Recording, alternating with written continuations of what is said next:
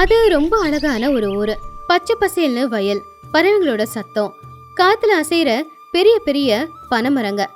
அதே ஊர்ல தான் ராமையா சோமையா அப்படிங்கிற அண்ணன் தம்பிங்க அக்கத்து பக்கத்துல 2 குடிசையை கட்டி வாழ்ந்துட்டு இருந்தாங்க.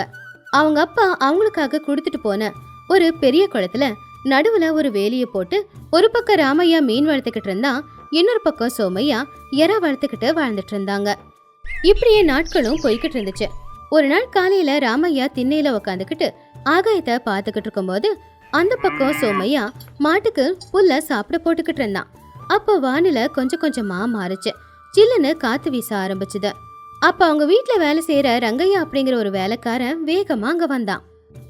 ஏங்க ராமையாண்ண சோமையாண்ண, காத்து பலமா அடிக்குது, மழை பெய்யும்னு தோணுது. நீங்க போட்டிருக்கிற வேலி அசையுதுண்ண, அதை ஒரு மரப்பலகையை வச்சு தடுத்து நிறுத்துங்க. ஆமா ரங்கா, நானும் அதை பத்தி தான் யோசிக்கிறேன். சோமையா, ரங்கா சொன்னதை கேட்டியா? நம்ம குளத்துக்கிட்ட இருக்கிற அந்த வேலியும் அசைஞ்சிக்கிட்டே தான் இருக்கு. ஏதாவது காத்து மழை அடிச்சுதுன்னா அது விழுந்துடும், அப்புறம் எல்லாமே பிரச்சனையா போயிடும். உண்மைதானே, போன தடவை அடித்த மழையிலேயே நம்ம வேலி அசைஞ்சது. அதை எப்படியோ மண்ணை போட்டு நிற்க வச்சிட்டோம். ஆனால் இன்னொரு தடவை மழை பெஞ்சா அப்புறம் அவ்வளவுதான், அந்த வேலி கீழே விழுந்துடும், அப்புறம் நமக்கு தானே நஷ்டம். ரங்கையா, நீ ஒரு சுத்தியும் கொஞ்சம் ஆணியும் கொண்டு வா, என்ன பண்ணுறதுன்னு பார்க்கலாம். தண்ணி ஒன்றா சேர்ந்தா பரவாயில்லை, ஆனால் உன் குளத்துல இருக்கிற எறா என் கிணத்துக்கும், ஆனால் என் கிணத்துல இருக்கிற மீன் உன் கிணத்துக்கும் வந்துட்டா பிரச்சனையாயிடும். அதுக்கப்புறம் ஊரில் இருக்கிறவங்க தேவையில்லாமல் பேசுவாங்க. அதுலேயும் அந்த பூபதி மாதிரி ஆளுங்க இருக்காங்களே. இப்போ அவனை பற்றி எதுக்குன்னா பேச்சு? அவன் நமக்குள்ள சண்டையை மூட்டி விட தான் காத்துக்கிட்டு இருக்கான். அப்பா இறந்ததுக்கப்புறம் ஊருக்காரங்க நம்மளை பிரித்து வைக்க பார்த்தாங்க. ஆனால் நாம் ஒத்து போய் இது வரைக்கும் எப்படியோ கஷ்டப்பட்டு ஒன்றா வாழ்ந்துக்கிட்டு இருக்கோம். ஆனால் யாரையும் குறுக்கில் வர விடக்கூடாதுன்னு. ராமையாவோட மனைவியான லக்ஷ்மி உள்ள இருந்து வெளியில வந்து, சாப்பாடு செஞ்சிட்டேங்க, ஆனா வானத்தை பார்த்தாதான் பயமா இருக்கு. எனக்கு என்னமோ மழை பெஞ்சு எல்லாம் கெட்டது நடக்க போதோன்னு தோணுது.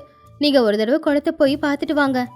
சோமையாவோட மனைவி பார்வதி, ஆமாங்க, அக்கா சொல்றது உண்மைதான். குளத்துல இருக்கிற தண்ணி எல்லாம் வெளியே போய் இறக்குளம் வெளியே போச்சுன்னா ஒரு வருஷம் கஷ்டம் வீணா போயிடும். நீங்களும் கூட மாமா கூட போய் குளத்தை ஒரு பார்வை பார்த்துட்டு வாங்க. ஆமா தம்பி, எதுக்கும் ஒரு தடவை போய் பார்த்துட்டு வந்துடலாம். டே ரங்கையா, நீயும் கூட வா. எங்கேயாவது வேலி விழுந்தா நீயும் உதவி பண்ணு. 3 பேரும் சேர்ந்து குளத்துக்கிட்ட கிளம்புனாங்க. வர வழியிலேயே தூறல் விழ ஆரம்பிச்சு, அதுக்கப்புறம் காத்து மழைன்னு ரொம்ப பயங்கரமாவே மாறுச்சு. ஐயோ, மழை நிற்கிற மாதிரியே தெரியல. சோமையா, என்ன பண்ணுறது?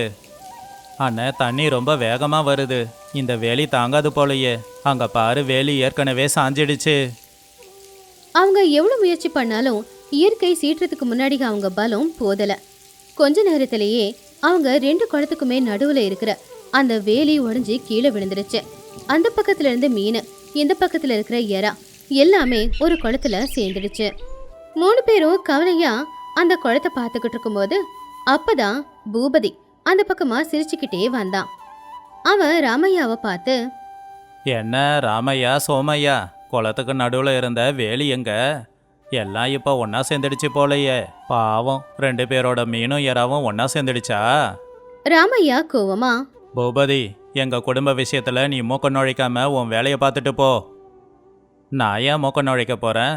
இதான் இப்போ ஒரு பிரச்சனை ஆயிடுச்சே. உன்னோட மீனை சோமையா எடுத்துக்கிட்டா உனக்கு கோபம் வராதா? இல்லை சோமையாவோட எறாவை நீ எடுத்துக்கிட்டா அவனுக்கு கோபம் வராதா? நீங்கள் பஞ்சாயத்துக்கு தானே வந்தாகணும். பூபதி, உன் வாயை மூடுனா நல்லது. எங்களுக்குள்ள சண்டையை மூட்டி விட பார்க்காத, அது எப்பவும் நடக்காது. பூபதி சிரிச்சுக்கிட்டே அங்கிருந்து போயிட்டான். அப்போ ராமையா ரொம்ப சோகமா, பாத்தியாடா, அவன் எவ்வளோ திமிரா பேசிட்டு போறான்னு. இந்த ஊர் ஜனங்களுக்கு மற்றவங்க கஷ்டத்தை பார்க்கும்போது தான் சந்தோஷம் வரும் போல. உண்மைதானே? இப்போ மீனும் எறாவும் ஒன்றா சேர்ந்துடுச்சு. எறா வேகமாக நீந்திக்கிட்டு இருக்கு. உன்னோட மீனெல்லாம் என் எறாவை சாப்பிடுமோன்னு பயமாக இருக்கு. எனக்கும் அதாண்டா பயமாக இருக்கு. ஆனால் இந்த பூபதி மாதிரி ஆளுங்க கிட்ட நம்ம பஞ்சாயத்துக்கு போய் நிற்கக்கூடாது. உன்னோட கிணத்துல எவ்வளவு எறா இருந்துச்சுன்னு உனக்கு ஒரு கணக்கு இருக்கும்ல, அதே மாதிரி என்னோட கிணத்துல மீன் எவ்வளோன்னு எனக்கு ஒரு கணக்கு இருக்கு. நாமளே இதை சரியாக பங்கு போட்டுக்கலாம். நமக்குள்ள சண்டை மட்டும் வர வேண்டாம். அதெல்லாம் சரிதானே, ஆனால் இப்போ மீனையும் எறாவையும் தனித்தனியாக பிரிக்க முடியாது. வெயில் காலம் வந்து தண்ணி வத்தினாதான் பிரிக்க முடியும். ஆனால் அது வரைக்கும் நம்ம வருமானத்துக்கு என்னென்ன பண்ணுறது? அதுக்கு நாம் ஒருத்தர் மேலே ஒருத்தர் நம்பிக்கை வைக்கணும்டா. ஒன்று பண்ணலாம். இன்னைக்கு ராத்திரி கோலத்துக்கு நாமளே காவல் இருக்கலாம். வேற யாராவது வந்து திருடிக்கிட்டு போயிட்டா நாங்கள் 2 பேரும் இங்கே காவலுக்கு இருக்கோம் ராங்கா. நீ வீட்டுக்கு போய் சொல்லிடு. சரிங்க ஐயா, ஆனால் ராத்திரியில் உங்களுக்கு ரொம்ப குளிருமே. நான் விளக்கும் போர்வையும் கொண்டு வரேன். அன்னைக்கு ராத்திரி நேரம் குளிர் அதிகமா இருக்கும்போது 2 அண்ணன் தம்பிங்களும் குளத்தங்கரையில உட்காந்துக்கிட்டு குளத்துல இருக்கிற மீனுக்கும் எறாவுக்கும் பாதுகாத்துக்கிட்டு இருந்தாங்க. அவங்க 2 பேரும் ரொம்ப நாளுக்கு அப்புறமா இப்படி தனியா உட்காந்து பேசிட்டு இருந்தாங்க. உனக்கு ஞாபகம் இருக்கா சோமையா? சின்ன வயசுல இந்த மாதிரி குளமும் இல்லை, நாம அதை பங்கும் போடல. அப்பா வேலை முடிச்சு வீட்டுக்கு வரும்போது ஒரு பெரிய வெள்ளத்தை கொண்டு வருவாரு. அதுல பெரிய துண்டு உனக்கு தான் வேணும்னு நீ சண்டை போடுவ. சோமையா சிரிச்சுக்கிட்டே, உண்மைதானே? அந்த காலத்துல இந்த சொத்து பங்கு போடுறதுன்னு எதுவும் இல்லை. நாம ஒற்றுமையா தான் இருந்தோம். அப்பா கொண்டு வர வெள்ளத்துல பெரிய துண்டை எனக்கு கொடுத்துட்டு சின்ன துண்டை தான் நீ எடுத்துப்ப. அந்த காலம் திரும்ப வர போறதில்ல. அதனால என்னடா, இப்போவும் நாம ஒற்றுமையா தானே இருக்கோம். 2 பேரும் ஒன்னா தானே இருக்கோம். உண்மைதானே? எனக்கு என்னமோ அந்த கடவுள் தான் இந்த தண்ணியை கலக்க வச்சு நம்மளையும் இந்த தண்ணி மாதிரியே ஒன்னா இருங்கன்னு சொல்ற மாதிரி தோணுது. ஆமாடா, அப்பாவோட ஆசையும் எப்போவும் இந்த குளம் ஒன்னா இருக்கணும் அப்படிங்கிறது தான். ஆமாண்ணே, ஆனால் ஊர்க்காரங்க உன் சொத்து எது உங்க அண்ணன் சொத்து எதுன்னு கேட்டா என்ன சொல்றது? ஊரை விடுன. முக்கியமாக நம்ம பொண்டாட்டிங்களுக்கு பதில் சொல்ல முடியாது. சொத்தை பிரிச்சாதான் குடும்பம் வாழ முடியுமா என்ன? இந்த சொத்து ஒன்னாவே இருக்கட்டும், குளம் ஒன்னாவே இருக்கட்டும், அதில் எறாவும் மீனும் ஒன்னா வளரட்டுமே. இதில் வளர்ற எல்லாத்தையும் கொண்டு போய் விற்கலாம். வர வருமானத்தில் பாதி பாதி எடுத்துப்போம். அப்போ எந்த பிரச்சனையும் இருக்காதே. இது நல்ல யோசனைன்னு. எனக்கும் இந்த யோசனை அப்பப்போ வரும். 2 பேரும் பிரிஞ்சிருந்து வியாபாரம் பண்ணுறத விட ஒன்று சேர்ந்து வியாபாரம் பண்ணால் செலவு கம்மி, லாபமும் அதிகமாக வரும். நாம் இனிமே ஒன்றாவே வியாபாரம் பண்ணுவோம்.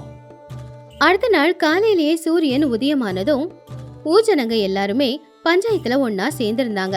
அங்க பூபதியும் இருந்தான். அப்போ சோமையா ராமையாவை பஞ்சாயத்துக்கு வர சொன்னாங்க. என்ன ராமையா சோமையா, குளத்துக்கு நடுவில் இருந்த வேலி அடிச்சுக்கிட்டு போயிடுச்சாமே. இப்போ எந்த சொத்து யாருதுன்னு உங்களுக்குள்ள எதனா சண்டை இருந்தா எங்க கிட்ட சொல்லுங்க, நாங்க தீர்த்து வைக்கிறோம்.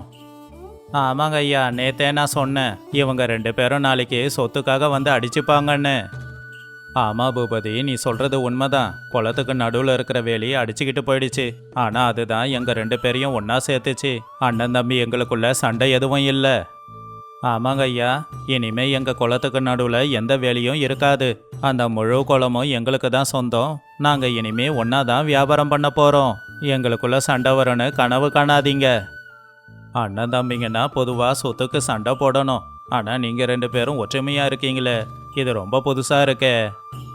சண்டை போட்டா எங்களுக்குள்ள இருக்கிற நிம்மதியை இழந்துடுவோம், சந்தோஷத்தை இழந்துடுவோம். அதுக்கு பதிலாக ஒருத்தருக்கு ஒருத்தர் விட்டு கொடுத்து வாழும்போது எங்களுக்குள்ள வியாபாரமும் நல்லபடியா நடக்கும், எங்க உறவும் பலமா இருக்கும். எங்க அப்பா சாகிறதுக்கு முன்னாடி ஒன்று சொன்னாரு, நாங்க எப்பவும் பிரியக்கூடாதுன்னு. நாங்க எங்க அப்பாவோட ஆசையை விட்டுட்டு எங்க சொத்தை 2ஆ பிரிச்சு வச்சிருந்தோம். ஆனா இப்போ இந்த காத்து மழை எங்களை ஒன்னா சேர்த்து இருக்கு. ஊஜனங்க எல்லாரும் அண்ணன் தம்பியோட ஒற்றுமையை பார்த்து ரொம்ப ஆச்சரியப்பட்டாங்க. பூபதி அவமானம் தாங்க முடியாம தலகுனிச்சு அங்கிருந்து வீட்டுக்கு போயிட்டான். ராமையா சோமையா ஒருத்தங்க தோள் மேல இன்னொருத்தங்க கை போட்டுக்கிட்டு வீட்டுக்கு போனாங்க. வழியில அவங்க மனைவிங்க குறுக்க வந்தாங்க. லக்ஷ்மி, இனிமே அந்த கோலம் நம்ம 4 பேருக்கும் சொந்தம். ஆனா ஏங்க, உண்மையிலேயே வேலி போட போறது இல்லையா? நாளைக்கு கணக்கு வழக்குல ஏதாவது தப்பு நடந்தா என்ன பண்றது? லக்ஷ்மி, சோமையா யாரு? என் தம்பி. அவன் சந்தோஷமா இருந்தா பார்த்து சந்தோஷப்படுற ஆளு நானா தானே இருப்பேன். அவன் நம்ம குளத்துக்கு ராத்திரி முழுக்க கண்முழிச்சு காவலுக்கு இருக்கான். நான் பகல்ல வேலை செய்யறேன். இதுல என்ன இருக்கு? ஆனா பசங்க வளர்ந்து கல்யாணத்துக்கு வரும்போது மாப்பிள்ளை வீட்டுல பொண்ணு வீட்டுல உங்க சொத்து எதுன்னு கேட்பாங்களே, அப்ப அவங்களுக்கு நாம என்ன சொல்றது? பார்வதி, சொத்த பிள்ளைங்களுக்கு பங்கு போட்டு கொடுக்கறதுல நல்லதில்ல. ஒற்றுமையா வாழ்றதுல இருக்கிற சந்தோஷத்தையும் லாபத்தையும் அவங்களுக்கு சொல்லி வளர்க்கணும். அப்பதான் அவங்களும் நாளைக்கு ஒற்றுமையா வாழணும்னு தெரிஞ்சுப்பாங்க. அவங்களுக்குள்ள எந்த பிரச்சனையும் வராம இருக்கும். நம்ம பொண்டாட்டிங்களுக்கும் கூட இந்த சொத்து ஒன்னா இருக்கிறதுல எதிர்காலத்துல எதனா பிரச்சனை வருமோன்னு பயம் இருக்கு பாரு. ஊர்க்காரங்க சொல்றது தப்பு இல்ல. ஆமாண்ணே, என்ன பண்றது, உலகம் இப்படி தானே இருக்கு. ஆனா நாம 2 பேரும் இந்த உலகத்துக்கு நேர்மாறா ஒற்றுமையா இருந்து அண்ணன் தம்பினா இப்படிதான் இருக்கணும் அப்படிங்கிறத எல்லாருக்குமே தெரியப்படுத்தணும்னு. எல்லாரும் சேர்ந்து குளத்துக்குள்ள ஏற்கனவே போட்டிருந்த வேலியை பிடுங்கி அதை தூக்கி கரையில போட்டுட்டாங்க. நாம இப்ப செய்யற ஒரு விஷயம்தான் எதிர்காலத்துக்கு வழிகாட்டுதலா இருக்கும். நாம செய்யற விஷயங்களை பார்த்து தான் பசங்களும் ஒற்றுமையா இருக்கணும்னு நினைப்பாங்க. ஆமா தம்பி, சரி வா வீட்டுக்கு போலாம். வீட்டுல நம்ம பொண்டாட்டிங்க நல்லா சமைச்சு வச்சிருப்பாங்க. நாம போய் நல்லா சாப்பிடணும். அண்ணன் தம்பி 2 பேருமே ரொம்பவும் சந்தோஷமா ஒருத்தங்க தோள் மேல இன்னொருத்தங்க கைய போட்டுக்கிட்டு ஒற்றுமைனா இதுதான் அப்படின்னு காட்டி ஊருக்குள்ள நடந்து போய்கிட்டு இருந்தாங்க. அன்னைக்கு ஆகாயம் அமைதியா இருந்துச்சு. ஊஜனங்க எல்லாருமே இனி நமக்கு எந்த கஷ்டமும் இல்லைன்னு நினைச்சாங்க. அதே மாதிரி ஒற்றுமையா வாழ்றதுதான் பலம் அப்படின்னு அவங்க புரிஞ்சுக்கிட்டாங்க. இந்த கதையில இருக்கிற நீதி என்னன்னா, மனுஷன் சுயநலமா எப்ப யோசிக்கிறானோ அப்ப அவன் பலவீனமா ஆகுறான். எப்பவுமே சுயநலமா யோசிக்காம நம்ம கூட பிறந்தவங்களுக்காகவும் யோசிக்கும் போதுதான் அவனுக்கு பலம் 2 மடங்கு அதிகமாகும். ஒரே வயத்துல பிறந்தவங்க அண்ணன் தம்பிங்களா இருக்கலாம், அக்கா தங்கச்சியா இருக்கலாம். அவங்க ஒற்றுமையா வாழ்ற வரைக்கும் தான் அவங்க குடும்பத்துக்கும் கௌரவம். அந்த வருஷம் மழை நல்லபடியா பெஞ்சதுனால விளைச்சலும் நல்லபடியா விளைஞ்சிருந்துச்சு. பலராமனும் ராமையாவும் அவங்க கஷ்டத்துக்கு ஏத்த வருமானம் கிடைச்சது அப்படிங்கிற சந்தோஷத்துல வீட்டுக்கு வந்துகிட்டு இருந்தாங்க. அவங்க கிட்ட பை நிறைய பணம் இருந்துச்சு. ஊருக்கு நடுவுல இருக்கிற மரத்துக்கு கீழே நின்னு 2 பேரும் இப்படி பேசிக்கிட்டாங்க. தம்பி ராமையா, இந்த தடவை லக்ஷ்மி தேவிக்கு நம்ம மேல கருணை வந்திருக்கு. ஊர் ஜனங்களே ஆச்சரியப்படுற அளவுக்கு திருவிழாவை நாம நடத்தணும். புது துணி பலகாரன்னு ஊர் முழுக்க கொடுக்கணும். என்ன சொல்ற? இந்த மாதிரி செஞ்சோம்னா நம்ம வம்சத்தோட பெருமை இன்னும் அதிகமாகும்ல. சரிண்ணே, பக்கத்து ஒரு சந்தைக்கு போய் தேவையான பட்டு துணி, அப்புறம் வீட்டுக்கு தேவையான விலை அதிகமான பொருள் எல்லாம் வாங்கலாம். அப்புறம் நம்ம பழைய வண்டி கெட்டு போச்சு, அதை ஓட்டவே வெறுப்பா இருக்கு. பேசாம நம்ம 2 பேரும் சேர்ந்து நமக்கு ஒரு புது வண்டி வாங்கலாம். அது மட்டும் இல்லை ராமையா, பணத்தை வச்சு என்ன வேணாலும் செய்யலாம். நாளைக்கே நாம சந்தைக்கு போவோம். லக்ஷ்மி சுமதி கிட்ட இதை சொல்ல வேண்டாம். வீண் செலவு எதுக்குன்னு நம்மளை திட்டுவாங்க. அவங்களுக்கு பணத்தை மிச்சம் பிடிக்க தான் தெரியும், உலக வழக்கம்லாம் தெரியாது. அப்படி அவங்க 2 பேரும் வீட்டுக்கு வந்து சந்தோஷமா இருக்கிறத பார்த்தப்போ சுமதி லக்ஷ்மி 2 பேருமே அவங்க சந்தோஷமா இருக்கிறத கவனிச்சாங்க. புருஷனுங்க பணத்தை தனியா செலவு பண்ணுவாங்கன்றது அவங்களுக்கு தெரியும். ஏங்க, பணம் நிறைய வந்திருக்குல்ல, எடுத்து அதை பத்திரமா வைங்க. எப்பவுமே ஆகாயத்துல மேகங்கள் ஒரே மாதிரி இருக்காது, எப்பவுமே மழை பெய்யும் அப்படின்னு உறுதியா சொல்லவும் முடியாது. வறட்சி வந்துச்சுன்னா நமக்கு இந்த பணம் பயன்படும். சுமதி, உனக்கு எதுவும் தெரியாது. பணம் இருக்கும்போது தான் செலவு பண்ண முடியும், இல்லாதப்ப எப்படி பண்ணுவ? பணம் இருக்கும்போது செலவு பண்ணாம இருந்தா எப்படி சொல்லு? உனக்கு இதெல்லாம் தெரியாது. நீ சமையலை பார்த்துக்கோ, மற்ற விஷயங்கள் எல்லாத்தையும் நான் பார்த்துக்கறேன்.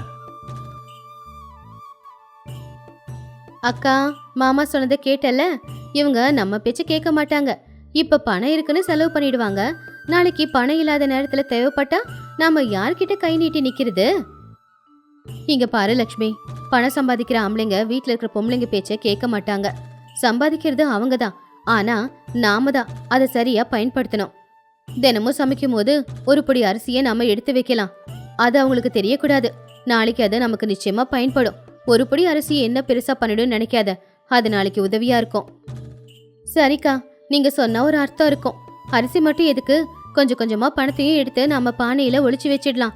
நாளைக்கு அந்த பணம் நம்ம புருஷனுங்களுக்கே தேவைப்படும் போது அதை நம்ம கொடுத்துக்கலாம். இப்படியே நாட்களும் போய்கிட்டு இருந்துச்சு. பலராமனும் ராமையாவும் சந்தோஷமா அவங்க கிட்ட இருக்கிற பணத்தை எல்லாத்தையுமே செலவு பண்ணிக்கிட்டு இருந்தாங்க. விலை அதிகமான பொருளுங்க, வெளியில போய் சாப்பிடுறது, இப்படி தேவையில்லாத செலவுகள். ஆனா சுமதி லக்ஷ்மி 2 பேரும் மட்டும் தினமும் ஒவ்வொரு கைப்பிடி அரிசியை எடுத்து வச்சுக்கிட்டு இருந்தாங்க. அப்படியே முடிஞ்ச வரைக்கும் பணத்தையும் எடுத்து வச்சுக்கிட்டு இருந்தாங்க. இப்படி சின்ன சின்னதா அவங்க செஞ்சுக்கிட்டு இருந்தாங்க. லக்ஷ்மி, இன்னைக்கு அரிசி எடுத்து வச்சிட்டியா? வீட்டுல அரிசி கம்மியா இருந்தாலும் பரவாயில்ல, நம்ம எல்லாரும் பட்னியா இருந்தாலும் பரவாயில்ல, இவ்வளவுதான் இருக்குன்னு சொல்லி ஒரு கைப்பிடி அரிசியை எடுத்து வச்சுட்டு, அது நாளைக்கு நமக்கு உதவியா இருக்கும். அக்கா, இன்னைக்கு 1 ரூபாய் எடுத்து வச்சிருக்கேன். அப்படியே அரிசியும் ஒரு பொடியை எடுத்து வச்சிருக்கேன். என் வீட்டுக்காரரு இன்னைக்கும் சந்தையில ஏதோ பெரிய பொருள் வாங்கினாராமா. எனக்கு கவலையா இருக்குக்கா. இருக்கிறதெல்லாம் இப்படியே செலவு பண்ணாங்கன்னா நாளைக்கு என்ன பண்ண போறோமோ? கவலைப்படாத லக்ஷ்மி, காலம் எப்போ ஒரே மாதிரி இருக்காது. நம்ம புருஷனுங்களும் இதே மாதிரி இருக்க மாட்டாங்க. காலம் அவங்களுக்கு ஒரு பாடத்தை கத்து கொடுக்கும். அப்போ அவங்களா திருந்துவாங்க. இப்ப கையில இருக்குன்னு செலவு பண்றாங்க, நாளைக்கு கையில இல்லாதப்போ நாம பண்ணது தப்பு அப்படின்னு அவங்களுக்கே தெரிய வரும் பாரு. அப்போ பலராம உள்ள வந்து, சுமதி, எங்க இருக்க? இன்னைக்கு ஊர்ல எல்லாருக்கும் சாப்பாடு போட போறேன். தேவையான பொருளெல்லாம் வாங்கிட்டேன். நாம 4 பேருக்கு சாப்பாடு போட்டாதான் நம்ம குடும்பத்தை பத்தி பெருமையா பேசுவாங்க. ஐயோ, தான தர்மம் எல்லாம் நல்லதுதாங்க. ஆனா தகுதிக்கு மீறி எதுக்குங்க இதெல்லாம் பண்றீங்க? இப்படி பணத்தை எல்லாம் செலவு பண்ணிக்கிட்டே இருந்தா ஒருவேளை அடுத்த வருஷம் வறட்சி வந்துச்சுன்னா அப்ப பணத்துக்கு நாம என்னங்க பண்ணுவோம்? மறுபடியும் என்ன இது? எப்ப பார்த்தாலும் பயந்துக்கிட்டு. எனக்கு அந்த பூமி தாய் மேல நம்பிக்கை இருக்கு. அவ எனக்கு உதவி செய்வா, என்னை கைவிட மாட்டா. ஆனா பலராம நினைச்ச மாதிரி எதுவும் நடக்கல. தொடர்ந்து 2 வருஷம் மழை இல்லாம வறட்சி வந்ததுனால விளைச்சல் எதுவுமே விளையல. பலராம ராமையா அவங்க கிட்ட இருந்த பணம் எல்லாத்தையுமே செலவு பண்ணிட்டாங்க. இப்போ வீட்ல அரிசி வாங்க கூட அவங்க கிட்ட பணம் இல்ல. கடன் கேட்டவங்களோ கடன் கொடுக்கல. அண்ணன் தம்பி என்ன பண்றதுன்னு தெரியாம பாவம் ரொம்பவும் கவலையில இருந்தாங்க. அண்ணன், நிலமை ரொம்ப மோசமா இருக்குன்னு. வீட்டில் சமைக்கிறதுக்கு கூட ஒரு கைப்பிடி அரிசி கூட இல்லை. கடன் கொடுக்குறேன்னு சொன்னவங்க கூட முடியாதுன்னு சொல்றாங்க. நேற்று வரைக்கும் நம்ம கிட்ட வாங்கினவங்க நமக்கே உதவி செய்ய கஷ்டப்படுறாங்க. ஆமாண்டா தம்பி, என் பொண்டாட்டி அப்பவே சொன்னா, இருக்கும்போது கொஞ்சம் எடுத்து வச்சுக்கோங்க, நாளைக்கு தேவைப்படும்னு. அவ பேச்ச நான் கேட்கல. ஊர்ல எல்லாருக்காகவும் எல்லாத்தையும் செஞ்சேன். ஆனா இப்போ நமக்கு உதவி செய்ய யாருமே வரமாட்டேங்கிறாங்க. லக்ஷ்மி வீட்ல கவலையா? அக்கா பாத்தியா, இவங்க 2 பேரும் எவ்வளவு கவலையா இருக்காங்க. வீட்டுல சமைக்க எதுவுமே இல்ல. பாவம், அவங்கள நினைச்சாலே எனக்கு ரொம்ப கவலையா இருக்குக்கா. லக்ஷ்மி, கவலைப்படாத. அதான் நாம ஏற்கனவே அரிசி எடுத்து வச்சிருக்கோம்ல, அப்படியே பணமும் எடுத்து வச்சிருக்கோம்ல, அது போதும். இப்ப அதை அவங்க கிட்ட கொடுக்கலாம். நாம இத்தனை நாள் பட்ட கஷ்டத்துக்கு இன்னைக்கு பலன் கிடைக்க போகுது. சுமதியும் லக்ஷ்மியும் அவங்க வீட்டுக்காரங்களை உள்ள வர சொன்னாங்க. அப்போ பலராமனும் ராமையாவும் வீட்டுக்குள்ள வந்தப்போ இத்தனை நாளா அவங்க எடுத்து வச்சிருந்த அரிசியையும் அப்படியே பணத்தையும் அவங்க கிட்ட காட்டினாங்க. ஏங்க, கவலைப்படாதீங்க, இங்க பாருங்க. என்ன சுமதி இது? ஏது இவ்வளவு அரிசி? நம்ம வீட்டில் அரிசியே இல்லைன்னு நினச்சிக்கிட்டு இருக்கேன். நீ இவ்வளோ அரிசியை கொண்டு வந்து முன்னாடி வைக்கிற? இது நீங்க சம்பாதிக்கும் போது கொண்டு வந்து கொடுத்ததுல நாங்க எடுத்து வச்சது. நீங்க இருக்கிற பணம் எல்லாத்தையுமே செலவு பண்ணிக்கிட்டே இருந்தீங்க. ஆனா எதிர்காலத்துக்கு தேவைப்படுன்னு நாங்க தான் தினமும் ஒரு கைப்பிடி அரிசியையும் அப்படியே 1 ரூபாயையும் எடுத்துக்கிட்டு இருந்தோம். அதுதான் இது. ஆமா மாமா, அக்காவும் நானும் 2 பேரும் சேர்ந்து தான் இதை பண்ணோம். அக்கா தான் தினமும் எவ்வளவு கஷ்டம் வந்தாலும் பரவாயில்ல, ஒரு படி அரிசி எடுத்து வை, அப்படியே 1 ரூபாவை எடுத்து வை, அது நாளைக்கு நமக்கு உதவியா இருக்கும் அப்படின்னு சொன்னாங்க. அப்ப ராமையா, அண்ணி எங்களை மன்னிச்சிடுங்க. பணம் இருக்குங்கிற திமிரில் நாங்கள் ரொம்ப செலவு பண்ணிட்டோம். உங்கள் பேச்சை கேட்கல. ஆனால் நீங்கள் எங்களை மாதிரி இல்லை. நிச்சயம் எதிர்காலத்துக்கு தேவைப்படும்னு எடுத்து வச்சிருக்கீங்க. நீங்கள் மட்டும் இப்படி எடுத்து வைக்கலன்னா நம்ம குடும்பமே எத்தனை நாளைக்கு பட்டினியாக இருந்திருப்போமோ? சுமதி, நீ வயசில் சின்னவளா இருக்கலாம். ஆனால் உன் காலில் விழுந்து மன்னிப்பு கேட்டால் கூட தப்பு இல்லை. ஏன்னா உன் பேச்சை கேட்காம நாங்கள் வீணாக போயிட்டோம். ஆனால் நீ எங்கள் உசுரை காப்பாற்றி இருக்க. உனக்கு ரொம்ப நன்றி. அந்த அரிசி பணத்தை வச்சு அவங்க சந்தோஷமா இருக்கிறது மட்டும் இல்லாம ஊர்ல பசியோடு தவிக்கிறவங்களுக்கு எல்லாருக்குமே அவங்களால முடிஞ்சதை கொடுத்து உதவி செஞ்சாங்க. கொஞ்ச நாளுக்கு அப்புறம் மழை பெஞ்சது. பலராம ராமையா மறுபடியும் விவசாயம் செய்ய ஆரம்பிச்சாங்க. ஆனா இந்த தடவை அவங்க மாறி இருந்தாங்க. அவங்க என்ன சம்பாதிக்கிறாங்களோ அதை அப்படியே பொண்டாட்டிங்க கிட்ட கொடுத்து பத்திரமா வச்சுக்க சொன்னாங்க. பலராமா, உன் பொண்டாட்டி சுமதி செஞ்சது ஊர் முழுக்க தெரிய வந்துச்சு. உன் பொண்டாட்டி ரொம்ப புத்திசாலிப்பா.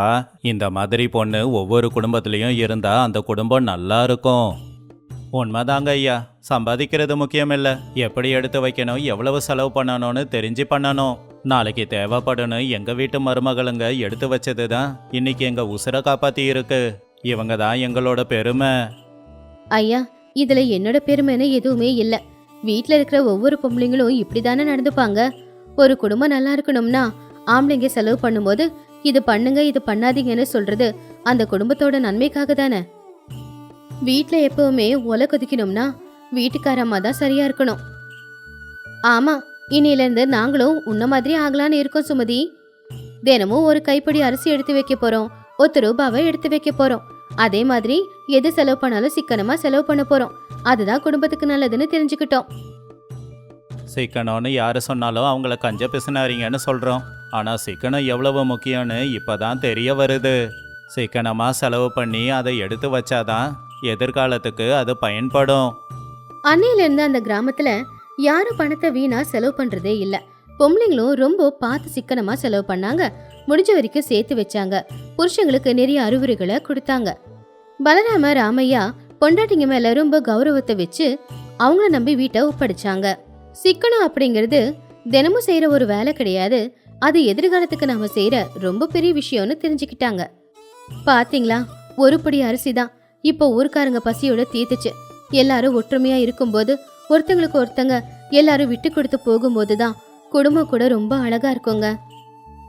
உண்மைதான் சுமதி. இனிமே ஆம்பளைங்க நாங்க சம்பாதிக்கிறத மட்டும்தான் வேலையா வச்சுக்க போறோம். பொம்பளைங்க சொல்றத கேட்டு செலவு பண்ணாதான் குடும்பம் நல்லா இருக்கும்னு தெரிஞ்சுக்கிட்டோம். அப்படி அந்த கிராமம் சந்தோஷமா இருந்துகிட்டு இருந்துச்சு. சிக்கனத்துக்கு அந்த கிராமம் தான் ஒரு எடுத்துக்காட்டா இருந்துச்சு. அடுத்து வரப்போற தலைமுறைக்கும் சிக்கனம்னா என்னன்னு கத்து கொடுக்கணும்னு எல்லாரும் பேசிக்கிட்டு இருந்தாங்க.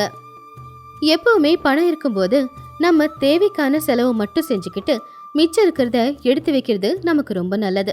ஒரு நாள் நமக்கு கஷ்டம் வரும்போது நம்ம எடுத்து வச்ச அந்த பணம், அந்த அரிசி நமக்கு ரொம்ப பெரிய உதவியா இருக்கும். அத்தியாவசியமான செலவுகளை செய்யறதுல தப்பில்ல. ஆனா ஆடம்பரத்துக்கான செலவுகளை செஞ்சு இருக்கிற பணம் எல்லாத்தையும் செலவு பண்ணிட்டா நாளைக்கு தேவைப்படும் போது அந்த பணம் இல்லாம போகும்.